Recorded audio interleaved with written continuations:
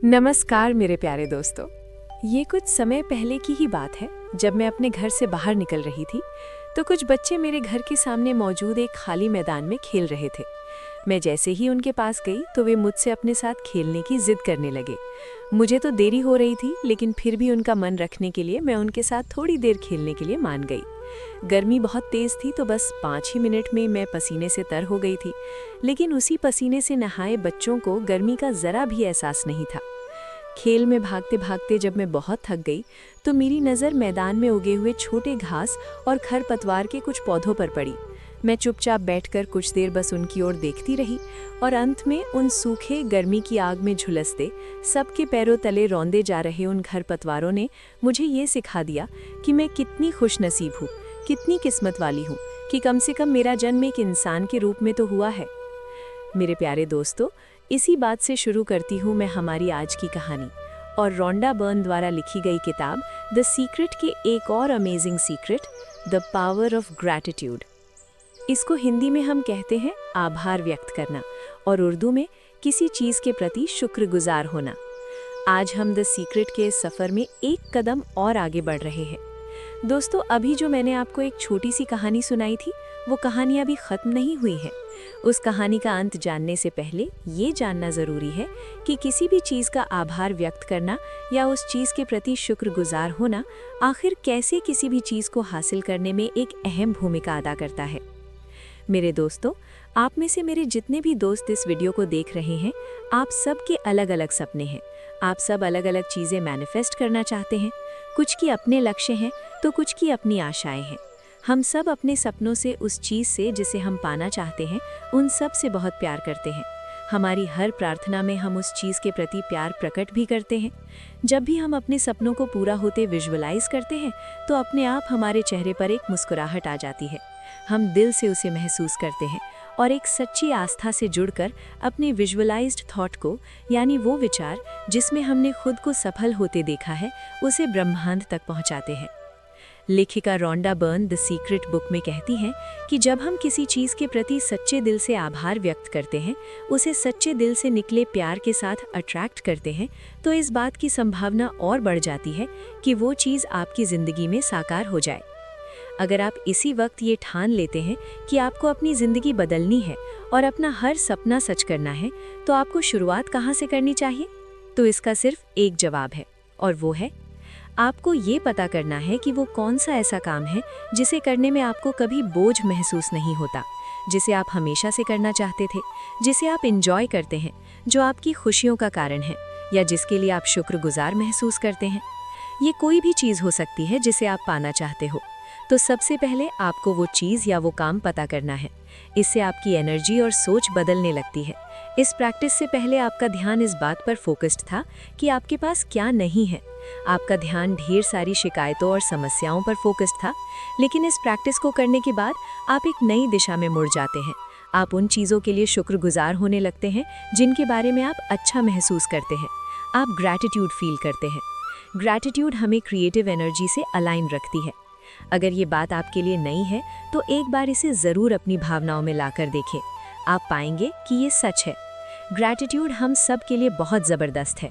हर सुबह जब हम उठें तो कहें धन्यवाद। हर सुबह जब हमारे पैर फर्श से छुएं तो हम कहें धन्यवाद। फिर सुबह के काम निपटाते समय हमें उन चीज़ों को याद करना चाहिए जिनके लिए हम कृतज्ञ हैं, शुक्रगुजार हैं। खाना खाने से पहले, रात को सोने से पहले, बेशक आज आपके खाने का स्वाद कैसा भी हो, बेशक आज आपका दिन कैसा भी गुजरा हो, आप सच्चे दिल से ईश्वर को थैंक यू ज़रूर कहें। ये थैंक यू या कृतज्ञता हम एक काम की तरह नहीं, एक बोझ की तरह नहीं, बल्कि एक कर्तव्य की तरह सच्चे दिल से अदा करें। क्योंकि शायद आप नहीं जानते, हमसे निकली हर एनर्जी ब्रह्मांड तक जाती है और जब वो सच्ची भावनाओं के साथ, कृतज्ञता से भरी होती है, तो जब वो वापस आती है तो चमत्कार को साथ लाती है। कई लोग इन बातों पर विश्वास नहीं करते क्योंकि उनकी शिकायतें इस भावना पर हावी हो जाती है। मुझे लोग कमेंट्स के जरिए भी बताते हैं, हाँ मैंने किया था लेकिन कुछ भी नहीं हुआ। तो उन्हें पढ़कर जानते हैं मैं क्या सोचती हूँ? मैं बस मुस्कुरा देती हूँ क्योंकि मुझे दो संभावनाएं नजर आती हैं।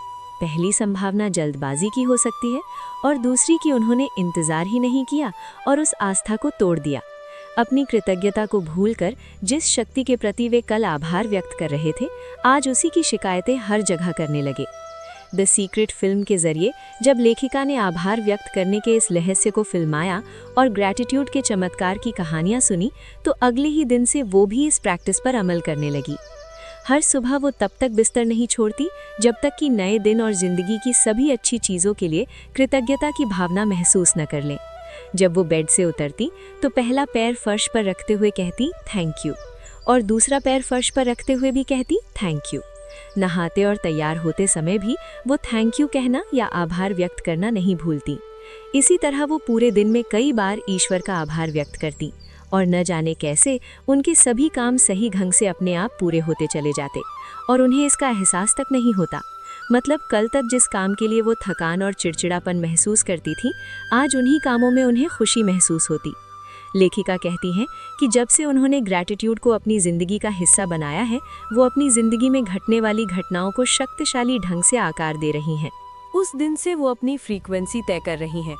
रोंडा बर्न का मानना है कि बजाय इसके कि वो पलंग से लड़खड़ाते हुए उठें और दिन में आने वाली परिस्थितियों को खुद पर हावी हो जाने दें, वो ग्रैटिट्यूड के साथ अपना रास्ता सकारात्मक रूप से बना रही हैं और अपनी ज़िंदगी को वही आकार दे रही हैं जैसा कि वो चाहती हैं। अपने दिन को शुरू करने का इससे बेहतर कोई दूसरा तरीका हो ही नहीं सकता। जब आप लॉ ऑफ अट्रैक्शन में विश्वास करते हैं तो आप मानते हैं कि आप अपने विचारों से अपना आने वाला जीवन और उसमें होने वाली परिस्थितियां तय करते हैं। तो आज ही अपने विचारों में आभार व्यक्त करने की भावना को शामिल करें।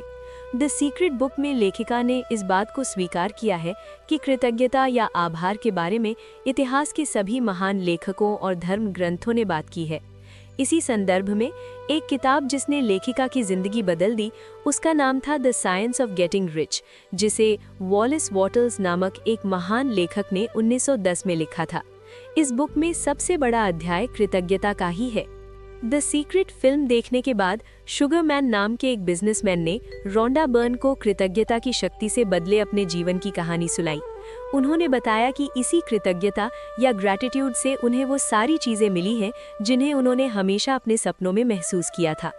उन्होंने अपनी ज़िंदगी में जितनी सफलता को आकर्षित किया है, उसमें वो हर दिन ग्रैटिट्यूड प्रैक्टिस करते हैं। वो इस शक्ति को जान चुके हैं और ये स्वीकार करते हैं कि इसी वजह से कृतज्ञता उनके जीवन का अहम हिस्सा बन चुकी है।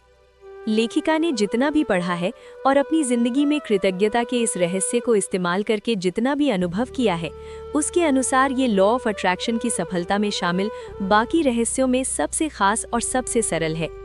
अपने जीवन में इस कृतज्ञता को महसूस करने का सबसे सरल तरीका है उन चीज़ों पर ध्यान देना जो आपके पास पहले से ही हैं, बजाय ये सोचने के कि अरे मैं इस चीज़ का धन्यवाद कैसे करूं, क्योंकि मेरे पास तो ऐसी कार है ही नहीं, मेरे पास तो उतना अच्छा घर है ही नहीं, मेरे पास तो एक आलीशान और ऐशो आराम की ज़िंदगी है ही नहीं, मेरे पास तो ऐसा जीवन साथी है ही नहीं।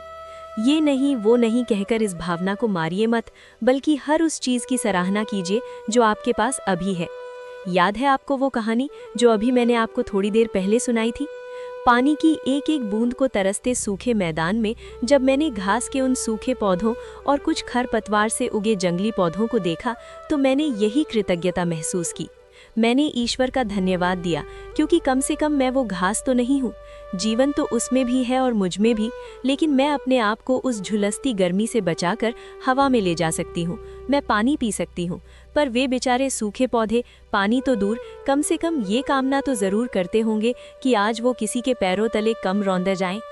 इस कृतज्ञता की भावना ने मुझे तुरंत खुद को इतना शक्तिशाली और किस्मत वाला महसूस करा दिया, जिसे मैं कोई महंगा तोहफा पाकर भी महसूस नहीं कर सकती थी। फिर क्या था, मैंने तुरंत मैदान में खेल रहे सभी बच्चों को बुलाया और अपने घर से एक छोटी बाल्टी में पानी भरकर लाने को कहा। सभी बच्चे दौड़कर घर गए और पानी लाए। मैंने उन्हें सिखाया कि कैसे उनका छोटा सा काम किसी की जिंदगी के लिए एक वरदान हो सकता है। मैं खुश थी और जिंदगी की जंग लड़ रहे उन सूखे पौधों और घास को पानी का तोहफा देकर बहुत अच्छा महसूस कर रही थी। दोस्तों, हम सब ये कृतज्ञता महसूस कर सकते हैं जब हम किसी को हमसे भी दयनीय स्थिति में पाते हैं। उदाहरण के लिए, आप इसी समय कृतज्ञ हो सकते हैं क्योंकि आप ये वीडियो देख पा रहे हैं, जबकि इस दुनिया के असंख्य लोग इस सीक्रेट को जानने की राह में अभी तक नहीं आए हैं। आप खुश हो सकते हैं क्योंकि आपके तन पर कपड़े हैं, खाने को भोजन है। इसी तरह आपके पास हजारों ऐसे कारण हैं जो आप में कृतज्ञ होने की भावना पैदा करने के लिए काफी हैं।